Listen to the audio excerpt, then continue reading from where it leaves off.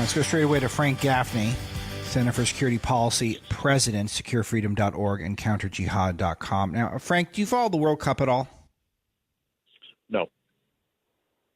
I don't either. I'm not a soccer fan, but I'm always blown away every year around, or every 4 years around this time, at the just unbelievably overwhelming offensive nationalism. Because I was told nationalism is so bad, and yet all of these people get worked up over whether their country wins a soccer match. Oh, yeah, it's 0-0.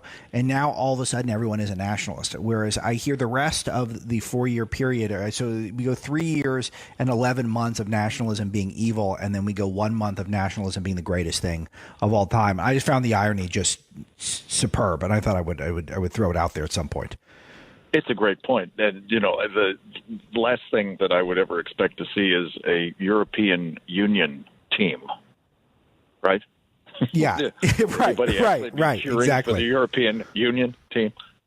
Yes, yeah. EU at the World Cup. It's going to be China versus the USA versus Brazil versus the EU. Yeah, good luck. Good luck with that one. So, all right. So then again, if there weren't hypocrisies, then I don't know what we talk about on the show some days. So, Frank, there's a ton going. It sure is. It sure is. So, look, we're all so flawed. Frank, let's talk about the NATO, the NATO summit that's taking place. The president arrived in Brussels yesterday. He's heading to the UK later on in the week. Give us your 30,000 foot on this one. Well, he started out over breakfast with the NATO Secretary General, administering what I suspect is going to be the first of several doses of tough love to the Europeans, and they're squealing like stuck pigs. He started, of course, in on his refrain. He's relentless about it, that they're not shouldering their fair portion of the defense burden for protecting Europe against, let's be clear, Russia, and the very serious threats that Russia is now representing, both of the old-fashioned kind, kinetic, nuclear and conventional and so on, but also increasingly cyber and influence operations and subversion and the like.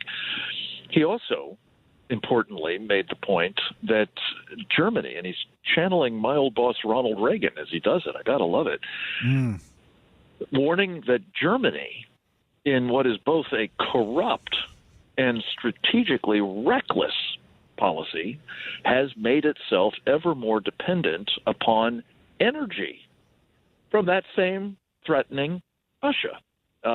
Gas pipelines that Chancellor Angela Merkel's predecessor, Gerhard Schroeder, is on the Russian payroll to promote. So he's warned that they've made themselves dependent on that gas, and we've watched Putin play this energy leverage to great effect, and I think they're doing it with respect to Germans and, by the way, others in Europe. But here's another piece that he hasn't gotten to. I hope he will before he leaves. Angela Merkel has done more to endanger the stability and security of Europe than any leader, I think, in post-war history. How? By, of course, her open borders policy and bringing in millions of illegal aliens, many of whom are Sharia supremacists, all of whom I think are probably helping to destabilize the continent of Europe and increasingly putting at risk its security. That's a reality. It's important that the president speak honestly about these things, and more to the point that NATO address them honestly. And then there's the Turks. That's a whole other kettle of fish, the guys who were responsible for many of those migrants coming in and who are not allies of the United States or of NATO any longer and are nonetheless still inside that room, and I think increasingly a problem. These have to be recognized and addressed. Yeah, what's amazing here is, again, my obsession is always media bias, and I always go back to this. And then we witnessed NBC News and Chuck Schumer yesterday trying to portray the Brett Kavanaugh pick, one of the more solid and obvious picks that the president had available to him, is actually about Russian collusion. That's really what it's about. And this flew out of the mouth of the Senate Minority Leader and reporters at NBC News. And in the meantime, I'm seeing AP News Alert just following up on Frank, you're beating the AP, which is pretty good. Merkel Merkel is going at it with Trump over Trump's accusations of Russian influence on Germany, and says that Germany makes independent policies and decisions. So in the meantime, President Trump is in Merkel's face over their ties to Russia. And here stateside, we're being told that Trump is actually an agent of the Russians. Yeah, again, there's plenty of evidence of one, and there's no evidence of the other. And I think what we've all become accustomed to, and I'm right with you on media criticism, is that much of this is taken seriously. It's when they throw it against the wall to see if it'll stick, it almost always sticks. These outrageous allegations or assertions or condemnations of Donald Trump or his cabinet officers or his policies, Alex, it sticks because the press is on board with this agenda of resistance and trying to destroy this presidency. And that's not a conspiracy theory. That's a conspiracy. It's just borne out by the facts. But what we've got to have is accountability, most especially for Angela Merkel. I don't think she's the only problem by any means, but her policies, and here's an interesting fact. It's my understanding that she was a decorated communications specialist working with the Stasi in East Germany back in the day. Wow. You wonder about her relationships with the Russians, as well as Gerhard Schroeder's, as well as sort of many in Germany who, as with the Reagan era, were intent on what they used to call Ostpolitik, which was, as you may remember, détente with the Russians. And let's hook up to the Siberian gas pipeline. Let's make us dependent upon our enemies. And unfortunately, as we're going to, I'm sure, see a lot of in the course of the next couple of days as the president gets ready to meet with Vladimir Putin, a lot of things that we ought to be holding Vladimir Putin accountable for, too, not least of which is the threat that is requiring more defense spending in Europe, the threat particularly of nuclear attack against our allies and, for that matter, against us, enabled in a way that we've not seen since the Cold War by a massive buildup and increasingly threatening doctrine and rhetoric.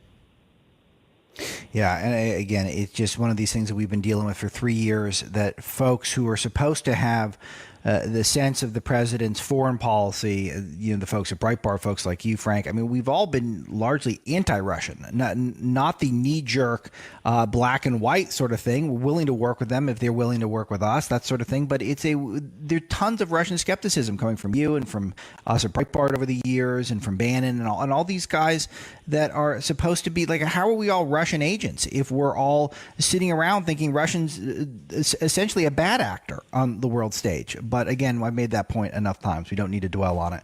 Let's go over to the Far East, North Korea, Pompeo's North Korea trip. Well, what do we need to know there?